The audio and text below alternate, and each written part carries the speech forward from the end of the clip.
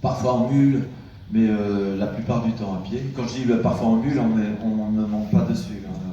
Elle nous file juste un coup de main pour la logistique. En général, on se déplace en péké-péké, en beauté et à pied. Voilà. Je trouve beaucoup à vous voir sur le film, alors je ne sais pas imaginer sur quelle distance. Alors, on a été obligé de réduire au maximum pour les besoins du film. Et c'est toujours très frustrant puisqu'on a dû résumer entre guillemets une bonne dizaine d'expéditions entre 98 et 2009. Et le dernier quart d'heure d'ailleurs, lorsque on évoque toutes ces cités magnifiques que l'on a eu le privilège de découvrir pour la science ces dernières années, ces cités donc feront l'objet de la suite du deuxième opus d'Inca Amazonien. On a eu vraiment beaucoup parfois de galères, mais surtout des joies, beaucoup de privilèges. Et c'est vrai que depuis que l'on recherche les pyramides, que l'on recherche Paititi depuis l'époque des pyramides de Paratoire, on n'est jamais arrivé au but de ces recherches, mais pour autant ça n'a jamais été des échecs, puisque un peu comme Tom Pouce, on est tombé sur des indices qui nous ont dirigés dans certaines directions. Et puis, jusqu'à ces dernières années, par exemple, la fameuse zone rouge où je pensais avoir localisé dur comme fer la fameuse cité perdue, avec ces espèces de réservoirs naturels, eh bien, elle nous a fait passer par la vallée de Laco et elle nous a mis sur les traces de ces cités de Laco qui chaque kilomètre, semblait nous diriger vers le nord du département, jusqu'au moment où nous sommes arrivés aux marges du sanctuaire de Megantoni, qui est la cuna, le berceau des Matsigangas. Et à partir de 2010, mais ça je suis désolé, c'est le deuxième opus, les Matsigangas qui commencent à nous parler d'une mystérieuse montagne que certains appellent Yanaoko, et qui nous disent qu'en haut il y a beaucoup de ruines. Certains nous parlaient également des ruines de Pantiacoya, c'est-à-dire de Paititi. Et nous avons organisé 5 ou 6 expéditions depuis pour essayer d'atteindre cette fameuse montagne. Et on s'est toujours cassé les dents dessus. On est pourtant parfois resté plus d'un mois en forêt avec nos amis, nos frères Matsiganga, Kukapakuri, Achaninka, notamment en 2013. Et on a conclu en 2014, après nous être confrontés au narcotrafiquant aussi, que le seul moyen d'atteindre cette fameuse montagne carrée, c'est par hélicoptère. À chaque fois, on se déplace, comme vous avez pu le voir, avec des caméramans professionnels. Donc, c'est des contraintes de logistique pour charger les batteries, les caméras, etc.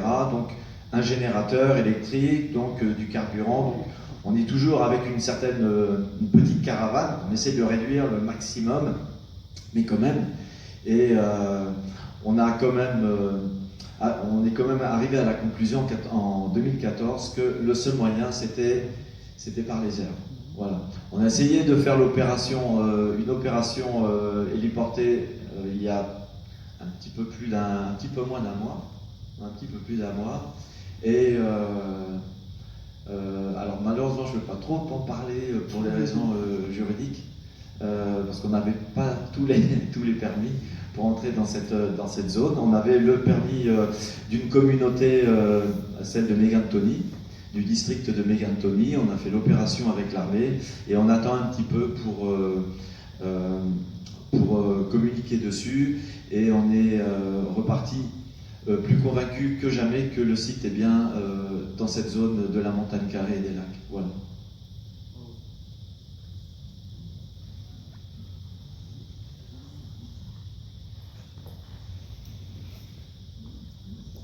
Une question un peu naïve, dans le film que vous avez présenté, vous traversez énormément la jungle, mais je ne vois aucun animal, à part les insectes, et quelques lamas avant d'arriver dans la jungle. Comment ça se fait? Il n'y a pas d'animaux? Si, il y a beaucoup d'animaux. Le problème, c'est qu'ils sont généralement très craintifs et que il y a par exemple des tapirs, Satchabaka, mais ce sont des animaux très timides et il faut pouvoir les filmer au bon moment. Énormément de singes, par exemple. Alors on en verra dans le deuxième opus qui termine bien souvent à la casserole. Moi, je suis presque végétarien, mais les Matsigenga, il faut respecter leur culture et ils s'alimentent de nos frères de la forêt qui sont quelque part nos ancêtres. Mais c'est comme ça. On a parfois été nez à nez avec des jaguars, mais c'est pareil. Il faut pouvoir les filmer au bon moment. Et des serpents qui sont la hantise de toutes mes expéditions, puisque la plupart du temps on voyage sans antiophilique, sans sérum, parce qu'ils se conservent mal. En 2009, quand on est parti avec le docteur Zénon, le docteur Foldin, comme les porteurs le surnommaient, il nous avait fait acheter un réfrigérateur, un petit frigo-bar, et au premier choc, on l'a déchargé sur une mule, il s'est pris un choc le premier jour, il a perdu le fréon et donc on ne l'a jamais utilisé. Et il est très compliqué au Pérou, encore aujourd'hui, d'acquérir des sérums antiophiliques, alors les monovalents, les polyvalents, monovalents contre le chuchupé, qui est un cobra qui a la particularité de vous suivre, de nous attaquer pour essayer de se décharger les crocs, donc on évite de les rencontrer. Mais ça nous est arrivé. Et surtout les chuchupés, qui sont l'un des serpents que certains ont tué en 2009, dont on voit l'image, et alors qui mesurent 1m10, mais qui sont un peu partout. Et tous ces serpents, c'est une demi-heure ils vous mordent, et vous en avez pour une demi-heure. Et bien souvent, les Matsigenga qui nous accompagnent, qui marchent du pied dans la forêt, ont marché à quelques dizaines de centimètres de ces serpents. Et pour nous, c'est vraiment toujours un peu stressant parce que c'est une grosse responsabilité. Certains d'entre eux ont ces sortes de racines qu'ils trouvent près de leur communauté et qui les protègent des morsures de serpents. Mais je pense que c'est plus un effet spirituel, il faut croire en la Pachamama, ou qu'un effet curatif véritable. En tout cas, pour le moment, je touche du bois, on a été épargné par ce type de problème. Et donc, des animaux, il y en a, je vous rassure.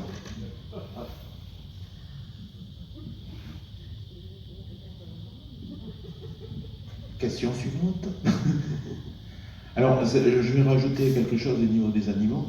Moi, j'ai participé à une expédition avec Thierry en 2006 à Boucharo, et j'ai le souvenir, on avait fait une excursion, entre guillemets.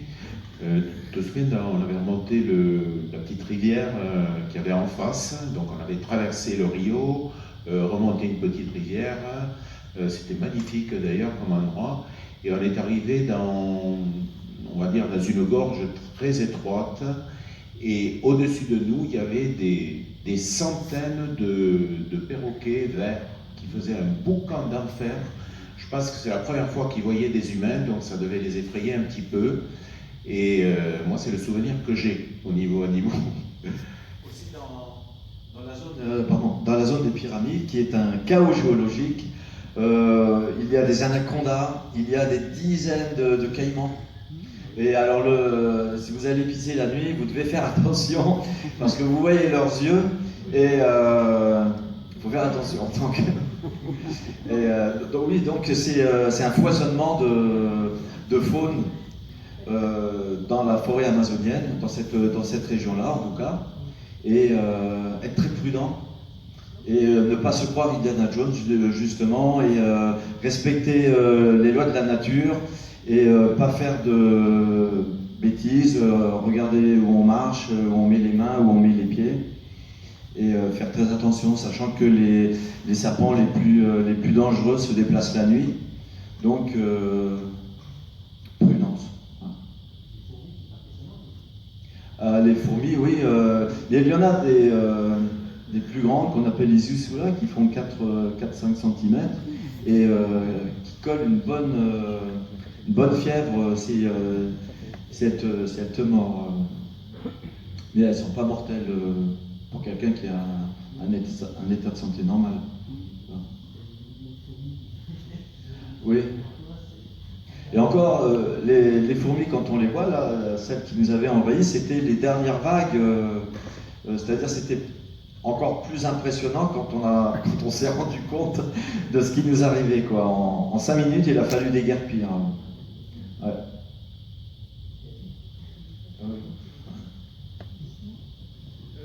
Oui, je voulais savoir, c'est pas forcément le sujet de l'opus de ce soir, mais est-ce qu'on pourrait avoir des nouvelles des momies ptérodactyles?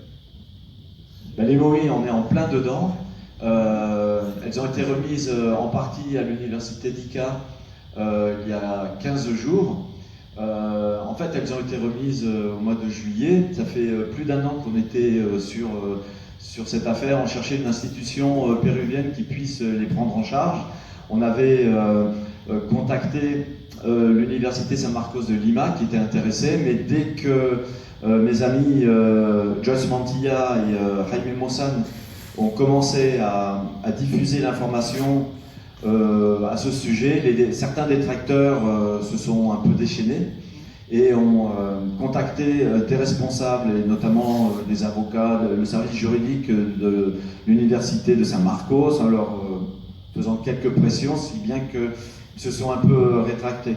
Et moi, personnellement, mon choix initial, c'était justement l'université d'Ica, puisque c'est la capitale régionale de cette région, de Nazca, Palpa, et donc pour moi c'était la plus légitime, et puis celle qui ferait le moins de remous au niveau des gens de Nazca. Et donc on est tombé sur une équipe fabuleuse dirigée par le docteur Roger Zuniga, qui est président donc, de la commission d'études des momies. Et donc, on a officialisé cette situation le 6 novembre dernier. Et lorsque, au début du mois de septembre, certains responsables de l'université d'Ica ont fait un peu filtrer le fait qu'ils avaient récupéré les momies, le ministère de la Culture s'est un peu déchaîné, et ils ont monté 3 opérations impromptues pour essayer de les récupérer. Ils ont débarqué dans le courant du mois de septembre et au mois d'octobre avec la police. Alors c'est la première fois depuis la dictature que des policiers s'introduisaient comme ça dans l'université dans une université de manière illégale, puisqu'il n'y avait aucun juge qui permettait aux responsables du ministère de la Culture de faire ces actions. Et par chance, les responsables de l'UNICA ont tenu bon et ont réussi donc à conserver ces momies. Et aujourd'hui, leur but, c'est de refaire les analyses que nous avons nous-mêmes lancées avec Tertiaire Millennio et Gaïa ces 3 dernières années. Et sûrement vont-ils refaire les mêmes analyses avec les mêmes échantillons, et il me semble logique qu'ils vont arriver aux mêmes conclusions, à savoir qu'on n'a pas d'indice d'une escroquerie. On n'a pas d'indice véritable qu'il s'agisse d'un fake. Encore une fois, je me tiens au fait. Tous les spécialistes qui ont étudié les momies de Nazca, qui ont eu les momies entre les mains, tous les responsables des laboratoires, les biologistes, les généticiens, les médecins, tous ceux qui ont fait des études histologiques, qui ont eu des échantillons, encore une fois, ont conclu qu'il s'agissait de matériel authentique. Et tous ceux qui affirment qu'il s'agit d'une fraude ne se sont pas donné la peine de venir à Cusco pour les étudier. Il y a notamment des pseudo-scientifiques du musée de l'Homme de Paris, que j'éviterai de nommer, qui ont prétendu de manière mensongère qu'ils avaient eu le matériel entre les mains et qu'il s'agissait de momies armées. Bon, si c'est leur manière de faire de la science, c'est leur affaire. Moi, c'est pas ma conception de la science. En gros, donc, ceux qui pensent qu'il s'agit d'une fraude n'ont pas eu les momies entre les mains et ne se sont pas donné la peine, j'imagine, d'étudier les résultats des analyses qui montrent tout le contraire. Moi, je ne suis pas biologiste, je ne suis pas médecin, je ne suis pas généticien, donc je me fie que sur ce qu'affirment les conclusions des laboratoires et des spécialistes. Et ça va plutôt dans le sens de l'authenticité. Alors c'est vrai qu'on a quand même trouvé quelques anomalies sur certains des spécimens, notamment les petits reptiliens. Mais ce ne sont pas des anomalies qui nous dirigent vers une fraude. On peut les expliquer. Voilà. Et l'affaire continue. Alors nous, l'objectif à l'Institut Incarie, c'était premièrement éviter que l'affaire soit occultée par les milieux académiques, et puis chercher la vérité, en tout cas la vérité si elle est à notre portée, voir si on a la possibilité de les authentifier ou de trouver une fraude.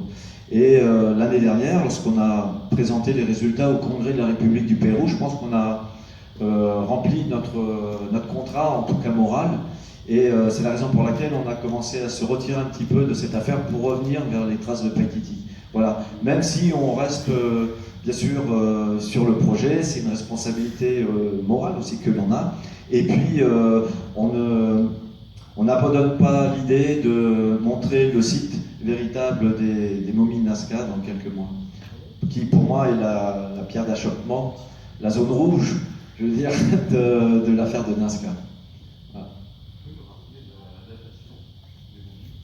Alors des datations, on a plusieurs datations. Il y a par exemple les grandes mains qui ont été datées en gros par deux laboratoires, un de Porto Rico, un des États-Unis, tu me corriges si je dis une bêtise, de 7000 ans à peu près. On a un autre laboratoire qui les date d'une période un peu plus récente, de 3-4 000 ans je crois. Maria, celle qui mesure 1m68, a été datée de 1850 ans, c'est-à-dire 2e siècle, 3e siècle de notre ère, c'est-à-dire en plein dans l'époque Nazca. Wawita, c'est-à-dire le bébé qui a entre 5 et 8 mois, a été daté d'environ un millier d'années, 850 ans. Et puis les petits gris ont été datés de 1000 ans, entre 2040 à peu près. Ils ont été datés par un laboratoire des États-Unis et par l'Université fédérale de Rio de Janeiro. Et le jour même de la conférence au Congrès, j'ai reçu les dernières analyses de Victoria, c'est-à-dire le petit gris qui n'a pas de tête, et qui corroborait les premières analyses, puisqu'on avait daté un morceau d'os de la hanche, un morceau d'os des vertèbres, et on avait récolté une date du 9e siècle de notre ère. Et Victoria était très intéressante, même si elle n'avait pas de tête, parce qu'il y avait des traces de peau sur le dos. Donc on avait prélevé des échantillons de peau qu'on avait fait dater également, et j'ai eu le résultat au moment de la conférence, qui ont daté la peau de 1040 après Jésus-Christ, donc avec une petite fourchette. Et donc pour ceux qui chassent la fraude, on se dit, bon, si c'est une fraude, moi je me fais toujours l'avocat du diable, et Alain me le reproche, et mes potes aussi, on a du mal à imaginer des huaqueros, des pilleurs de tombes, donc dans le cadre d'une imposture, qui auraient trouvé des os qu'ils auraient montés de toutes pièces, qui datent de 1000 ans, et qui en plus auraient trouvé de la peau de type reptilien, de serpent, que sais-je, qui avaient également la même date, qui ont également 1000 ans. Il faut quand même faut le savoir, ça peut être, ils auraient très bien pu, dans ce cas-là, les huaqueros, trouver des os de serpent ou d'autres animaux morts il y a quelques années. Comment savoir que ça a 1000 ans? Donc le plus probable, c'est quand même de considérer que l'affaire de Nazca est authentique. Mais encore une fois, ça n'engage que moi. Je ne repose mon jugement que sur les résultats. Dans vos recherches, est-ce qu'il y a des légendes dans cette région qui parlent de reptiliens? Alors moi, je précise encore une fois, et à chaque fois que je fais des conférences, par exemple au Pérou, je précise toujours que je ne suis pas ufologue et qu'on ne fait que de l'archéologie et qu'on a essayé d'appliquer, tant bien que mal, les techniques de l'archéologie à cette affaire de Nazca, très controversée. Et beaucoup d'habitants de la région de Nazca, et même dans les Andes, parlent des gentils. Alors il est décrit comme des petits êtres à moitié mythiques, mythologiques, qui vivent sous terre. Et puis, en ce qui me concerne,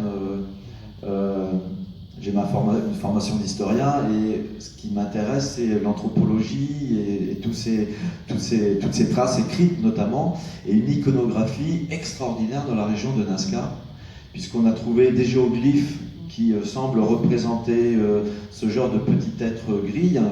Quand j'étais avec M6 il y a deux ans, on a survolé Nazca pour le 52 minutes, et le pilote m'a montré un géoglyphe que je ne connaissais pas et qui représentait un être tridactyle, puisqu'il a trois doigts, trois orteils, trois doigts aux mains, de type reptilien, puisqu'il ressemblait beaucoup à ces petits corps, et d'époque Paracas, c'est-à-dire antérieure à l'époque Inca, puisqu'il y a deux sortes de géoglyphes. Vous avez les géoglyphes en négatif, donc des sillons creusés dans le sol, qui sont d'origine Nazca, et des géoglyphes en positif, par amoncellement de pierres, on va dire, qui sont d'une époque antérieure et d'origine Paracas, donc qui remontent à une époque un peu plus antérieure.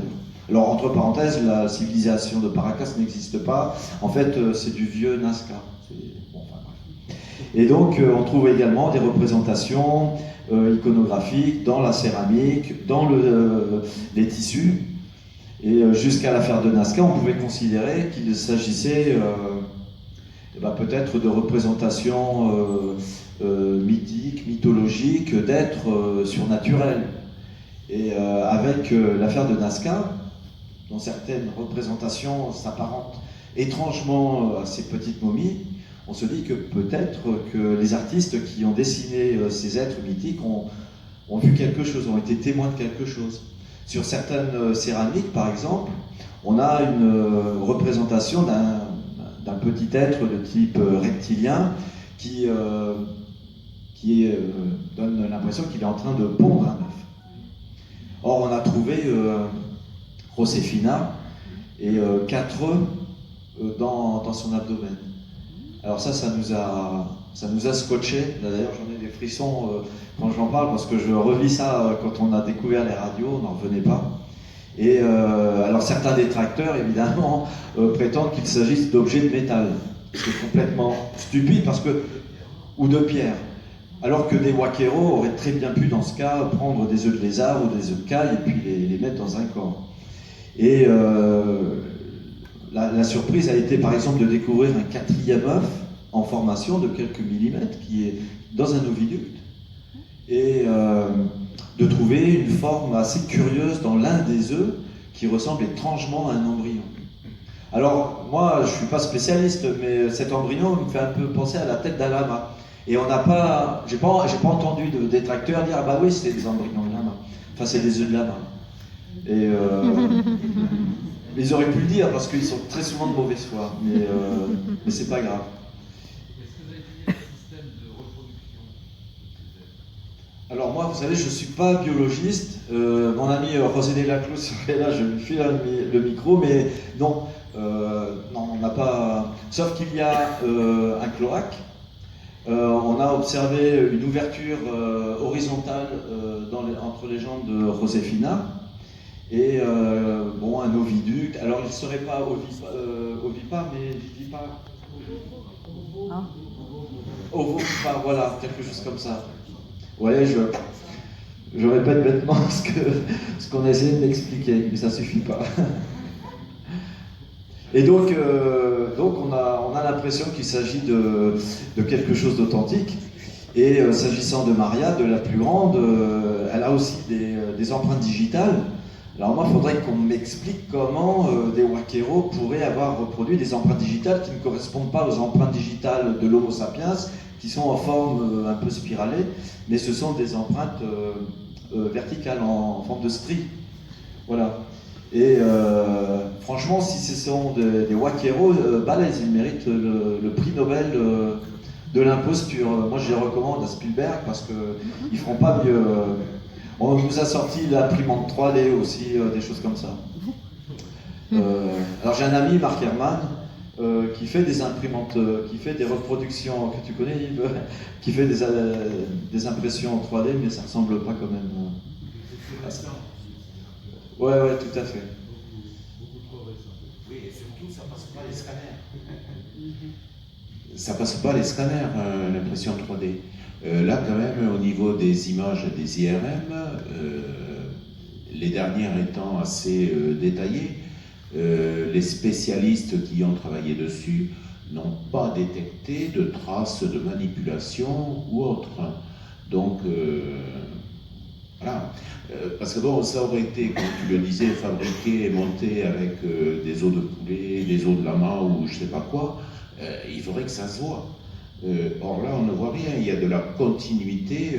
Par exemple, pour les petits gris, certaines personnes très intelligentes, certainement, ont prétendu que c'était des crânes d'abord de chats, de chiens, d'alpagas, de tortues. Or, José de la Cruz, lui, a quand même réussi à détailler le tube digestif de la bouche jusqu'à l'abdomen. La bouche, ça fait partie de la tête. Or, il y a continuité, donc les Wakero qui auraient fait ça sont vraiment balèzes pour aller greffer un œsophage dans une tête qui ne serait pas celle du corps. Voilà. Donc, ça tient pas. Ça tient pas. Il y avait quelques plaques métalliques sur une main, je crois.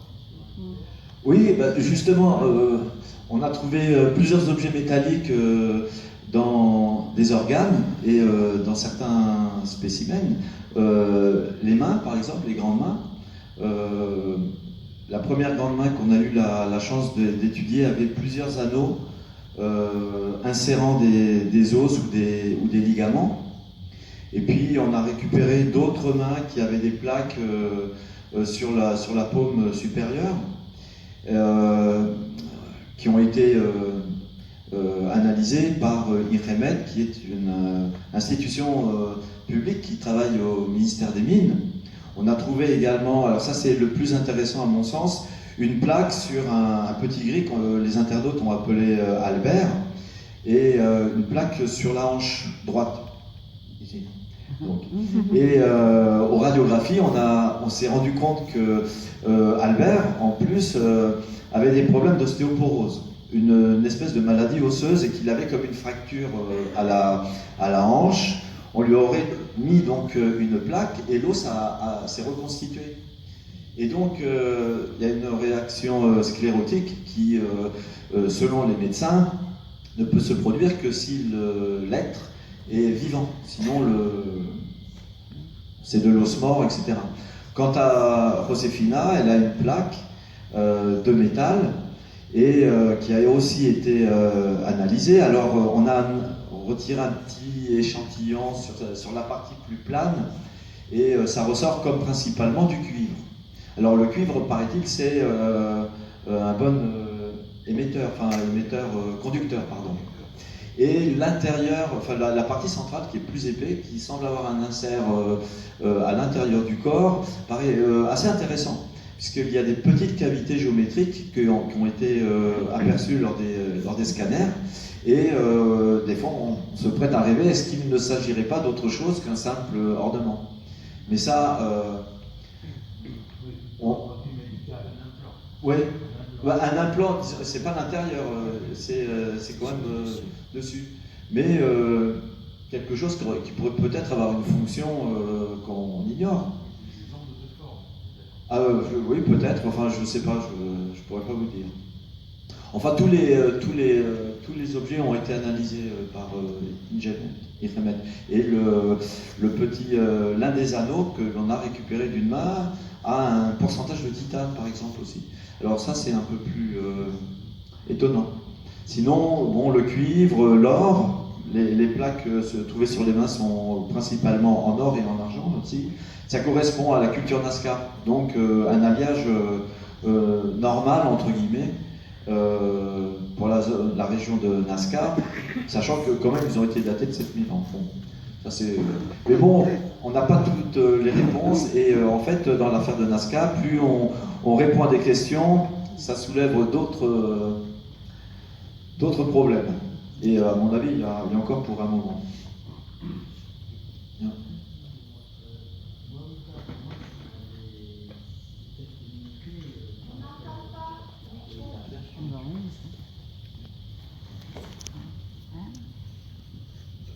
Wawita, le bébé donc, qui daterait de 1000 ans, c'est ça, 800 ans, c'est pas loin. Pour moi, ça serait peut-être un indice, vu qu'apparemment il a été mutilé.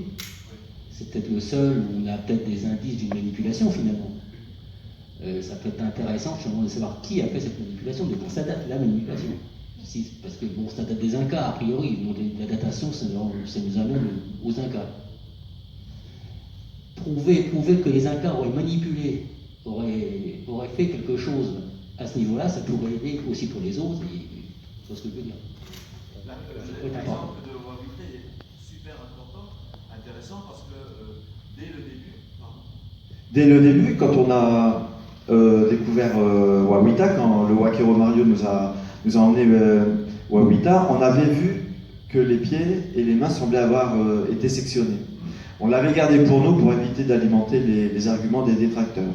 Et on a montré ces résultats l'année dernière au Congrès de la République, et effectivement, il a été sectionné, enfin les pieds et les mains ont été sectionnés après la mort, puisque sinon il y aurait eu cicatrisation du vivant. Pour autant, alors donc, une preuve que Wawita a été sectionné, manipulé. Pour autant, est-ce que c'est la preuve d'une manipulation, d'une fraude? Et eh bien, on ne peut pas être aussi catégorique, puisque Wawita, malgré tout, elle a 19% de cavité crâniale supérieure à l'Homo sapiens de son âge, et que les résultats ADN... Pardon? Ben l'âge, c'est vers 800-850 de notre ère. Mais à l'âge de Wawita ou sur la datation? Ah oui, d'accord. Oui. Mais elle a la fontanelle ouverte encore. Et l'ADN, les résultats d'ADN, on est à combien? On est à 27%, je crois, quelque chose comme ça, de commun avec l'Homo sapiens. Donc, oui, avec des questionnements.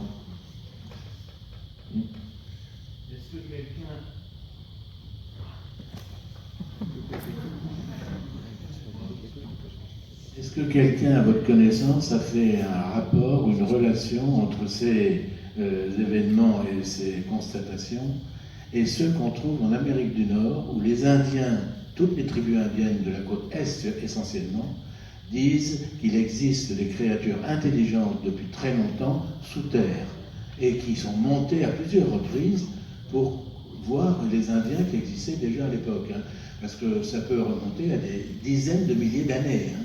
Et ils ont fait des gravures sur des pans de murailles et de roches, hein, des géoglyphes par exemple, et qui prouvent effectivement qu'il y a des créatures qui se sont mélangées avec certaines tribus indiennes il y a très très longtemps. Alors, ma question c'est, est-ce qu'il y a des personnes à votre connaissance qui ont fait un rapprochement entre ce qu'on trouve en Amérique latine et ce qu'on trouve en Amérique du Nord? À ma connaissance, non. Mais j'ai entendu parler de ces êtres dans les Appalaches et dans la zone des Hopis, plus au centre-ouest des États-Unis, où il y a ce genre de manifestations. Mais vous dire si quelqu'un y a travaillé, pour le moment, je ne sais pas. Je pense pas. Je voulais faire une autre petite précision sur ce que disait Serge là. C'est que en faisant des recherches sur la côte au sud de San Francisco, j'ai trouvé qu'il y avait des Indiens qui étaient là avant les Blancs et qu'ils s'appelaient les gens du dessus. Et ils disaient voir souvent des choses sortir de terre. Donc il devait y avoir des gens du dessous. Alors autre chose, je connais une amie qui fait des sorties astrales. Là on n'est plus dans le concret. Et bien avant qu'on parle de vos momies de Nazca, elle me racontait qu'elle avait vu des êtres qui vivaient sous terre, à Cusco, et c'était des grands gris. Voilà. Et quand je lui ai montré la photo de ce que vous aviez sorti, ah, c'est ça que j'ai vu. Voilà ce qu'elle m'a dit.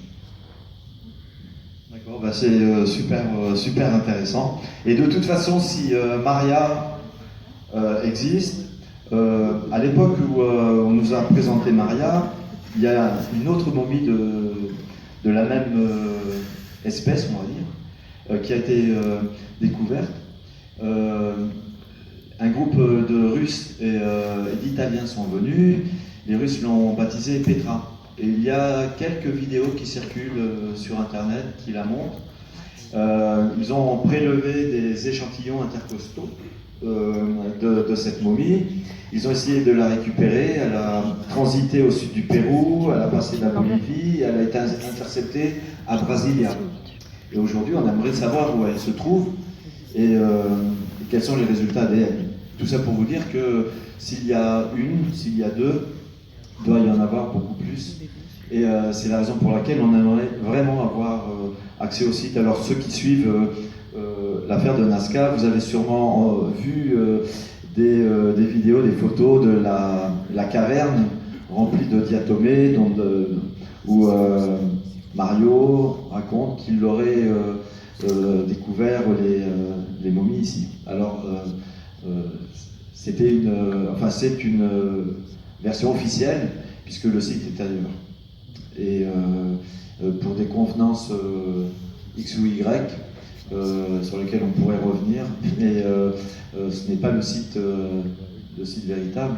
Et j'espère que donc dans quelques temps on pourrait le montrer. Le problème, c'est qu'aujourd'hui c'est un peu un enjeu entre groupes de Waqueros, que les Waqueros sont des délinquants et qu'ils essaient de tirer un maximum de ce site et de vendre les objets sur une plateforme internet du Brésil.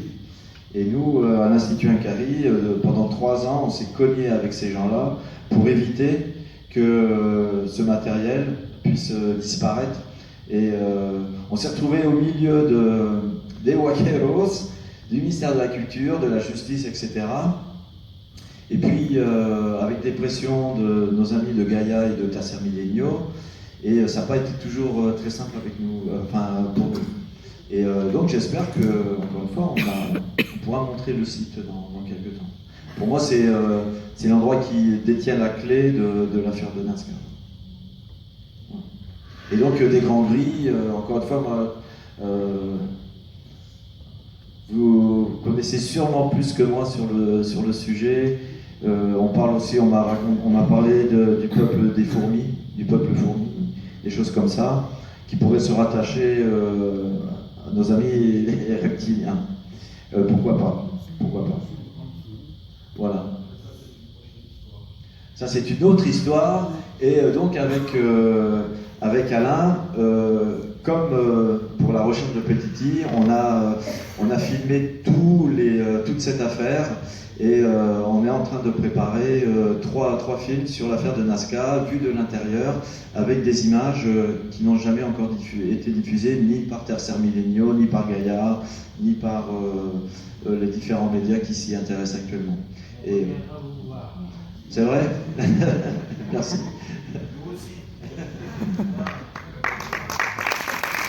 Merci Thierry, merci Alain. On va devoir se séparer. Encore une fois, je vous remercie d'être là. Et je remercie aussi Thierry et Alain d'avoir accepté notre invitation, parce qu'on est une toute petite association. Et puis, qui est petit deviendra grand. Souvent, on oublie de remercier des gens, et vous avez pu remarquer, on a une communication pour une petite association qui est pas si mal que ça, je trouve. Et notamment, je voudrais remercier une petite main qui s'appelle Julia, qui nous fait le site internet, toutes les affiches, l'infographie, etc. Merci de m'aider à applaudir Julia.